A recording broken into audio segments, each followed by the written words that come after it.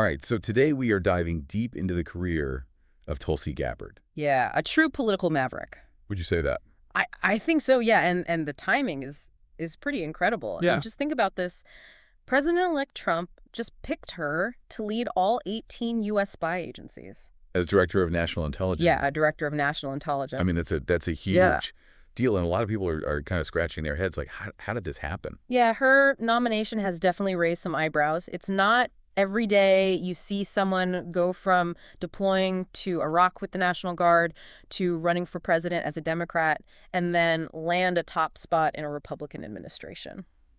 It's a pretty wild ride when you put it that way. Yeah. So where do we even begin to unpack this?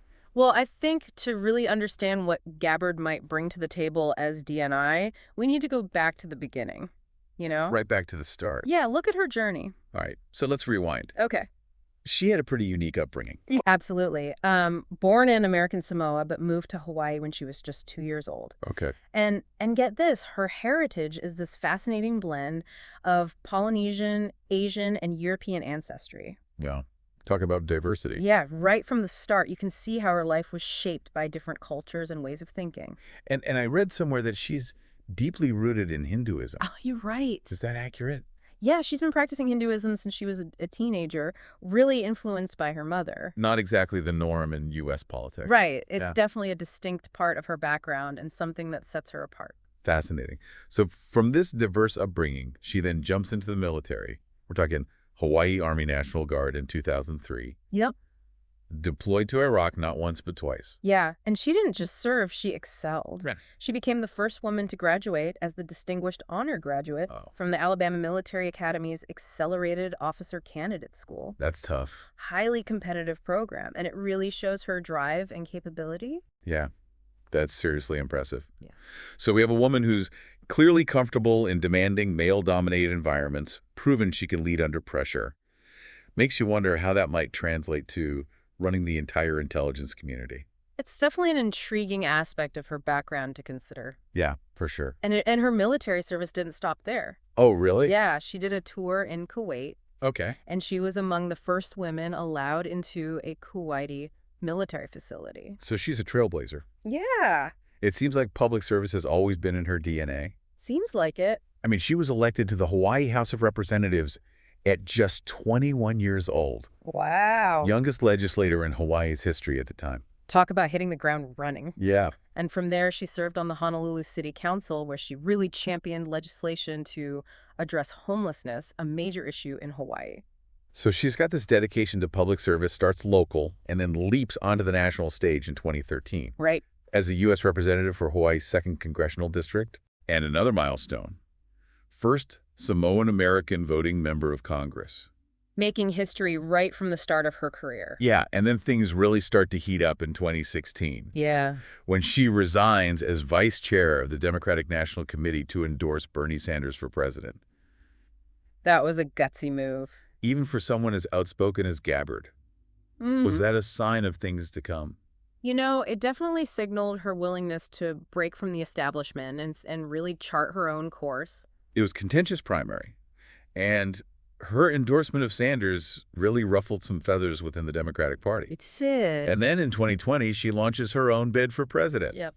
running on a platform centered on a non-interventionist foreign policy. That's when things got really interesting. Things got really interesting. Her campaign drew a lot of attention, especially because she wasn't afraid to challenge her opponents, even those from her own party during the debates. And who could forget that lawsuit against Hillary Clinton, where she sued Clinton for defamation after Clinton suggested that Gabbard might be a Russian asset. That was a bombshell moment. Huge moment that exposed some deep divisions within the Democratic Party. And if we kind of zoom out a bit, we start to see a pattern emerge. What do you mean? Gabbard's foreign policy stances, often at odds with the mainstream Democratic perspective, have been a consistent source of both praise and scrutiny throughout her career. Right, and it all kind of culminates in this dramatic exit from the Democratic Party in 2022, Yeah. declaring herself an independent campaigning for Republicans in the midterms. Yeah.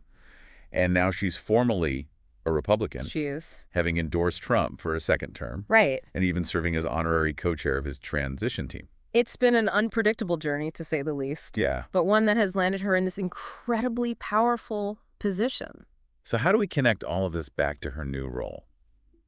What does it tell us about what kind of DNI she might be? That's the million-dollar question, isn't it? We have this fascinating mosaic of experiences and perspectives, but what does it all mean when it comes to leading the U.S. intelligence community? Well, one thing is for sure, she is not afraid to go against the grain. Totally. But it's not just about her, political maneuvering.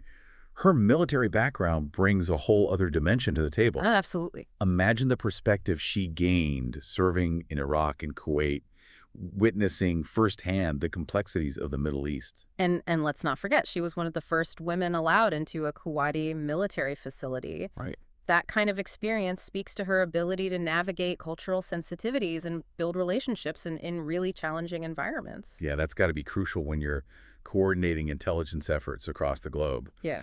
But her foreign policy views, those have really sparked debate. Yeah, you're right. Her stances have definitely raised eyebrows both within and outside of Washington. For instance, her stance on Islamic terrorism. Remember when she criticized President Obama for not using the term radical Islam? It really set her apart from many in her own party. It did. And then there's that controversial meeting with Syrian President Bashar al-Assad in 2017. Yeah. It caused quite an uproar. Definitely a bold move. At the time, she was skeptical of claims that Assad had used chemical weapons on his own people. Later, during her presidential run, she did condemn him as a brutal dictator. It's a pretty significant shift in stance. Yeah. How do you reconcile that? Well, some argue it shows a willingness to engage with controversial figures in the pursuit of peace. Others see it as a flip-flop, maybe even a sign of political opportunism. It's one of those moments in her career that's open to interpretation. And then, of course, there are her views on Russia's invasion of Ukraine, Right. which have been especially divisive, Yeah. echoing Russian talking points, questioning U.S. support for Ukraine. Even some Republicans distance themselves from those statements. Right. She's consistently advocated for a non-interventionist foreign policy, even when it comes to confronting aggression from a country like Russia. Her argument has been that getting entangled in foreign conflicts often does more harm than good. She's a strong proponent of diplomacy and de-escalation. But is that a realistic approach in today's world? I mean, look what's happening in Ukraine. It's a valid question. Her critics argue that her approach is naive and ultimately emboldens aggressors like Putin. They believe a stronger, more assertive U.S. response is necessary to deter future aggression. So this is where things get tricky. If those are her deeply held beliefs, how will they influence her decisions as DNI? That's the million-dollar question. Will she prioritize diplomacy over covert action? Right. Will her stance on U.S. military intervention impact intelligence gathering and analysis? It's uncharted territory, really. And we haven't even touched on her evolving domestic policy positions. Right. Early on, she was seen as more progressive, but in recent years, she's shifted toward more conservative stances. It's been quite a transformation. Absolutely. Her views on issues like abortion, LGBTQ rights, and border security have aligned more closely with the Republican Party line in recent years. It's definitely a significant shift from her earlier positions. And those are some hot-button issues. How might those views play out in her new role? I mean, we're talking about leading an agency that plays a key role in domestic security as well. Exactly. Will her views on immigration influence counterterrorism efforts? Right. How will her stance on social issues impact her ability to lead a diverse workforce within the intelligence community? It's a lot to unpack. It is. But I think what's so captivating about Tulsi Gabbard is this mix of experiences and seemingly contradictory positions. It makes predicting her actions as DNI incredibly difficult. Totally. Yeah. So we've got this woman with a military background, diverse upbringing, a history of defying expectations, and a trail of controversial statements. And somehow all of that has culminated in her being chosen to lead U.S. intelligence. It's almost like a political thriller, isn't it? But it makes you wonder, with all this baggage, can she actually be effective in this role?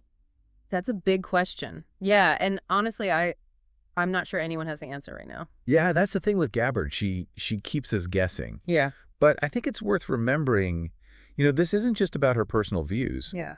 The DNI's role is to oversee the entire intelligence community. Right. 18 agencies, thousands of employees, a vast network of resources. That's a good point. I think a lot of people miss that. It's not like she's a one-person show calling all the shots. Exactly. She'll be managing, coordinating, synthesizing information from all these different sources. Right. The DNI's job is to ensure the president and policymakers get the most accurate and objective intelligence possible. So it's more about leadership and management than pushing a personal agenda. Ideally, yes. Where? The DNI has to be able to build consensus, navigate bureaucratic hurdles, and ensure everyone's working towards the same goal, even if they don't agree on everything. Which, knowing Gabbard, could be interesting. She hasn't exactly been known for playing nice or shying away from confrontation. True, but her military experience might actually come in handy here. How so? Think about it. She's used to working within a hierarchical structure, following orders and commanding respect. Yeah. Those are valuable skills when you're leading a large, complex organization. Okay, that makes sense. But even if she can manage the internal dynamics, how does she handle the external pressures? We're talking about a global landscape that's constantly shifting, with new threats emerging all the time. And she'll be facing scrutiny from all sides. For sure. Her supporters will be looking for her to shake things up, challenge the status quo, maybe even scale back U.S. intervention abroad. While her critics will be watching for any sign that her personal views are clouding intelligence assessments or influencing policy decisions. Right. It's a tightrope walk, and the stakes are incredibly high. So what's the bottom line? What can we realistically expect from a Tulsi Gabbard-led intelligence community? Well, if her past is any indication, she's not going to play it safe. I think we can expect some bold moves. Maybe even some unorthodox approaches to intelligence gathering and analysis. She's never been one to shy away from a challenge or to conform to expectations. And with her background and her stated beliefs, it wouldn't be surprising to see a greater emphasis on diplomacy and a more cautious approach to military intervention. But that doesn't mean she'll go soft on national security threats. No. She's a veteran after all, and she's made it clear that she sees Islamic terrorism as a major threat. Right, and her experience in the Middle East could bring valuable insights to counterterrorism efforts. So it's really a mixed bag. It is, yeah, and only time will tell how it all plays out. It's fascinating, though, isn't it? This one appointment has the potential to reshape the entire intelligence landscape. Absolutely. And whether it's for better or for worse, it's going to be a wild ride. So as we wrap up our deep dive into Tulsi Gabbard, here's the question I think we're all left with. Will she be able to harness her unique blend of experiences and perspectives to effectively lead the U.S. intelligence community? Or will her controversial past and her strongly held beliefs ultimately hinder her ability to navigate the complexities of this crucial role? It's a question that'll be debated and analyzed for years to come. One thing's for sure, Tulsi Gabbard's story is far from over, and the next chapter promises to be just as captivating as the ones that came before.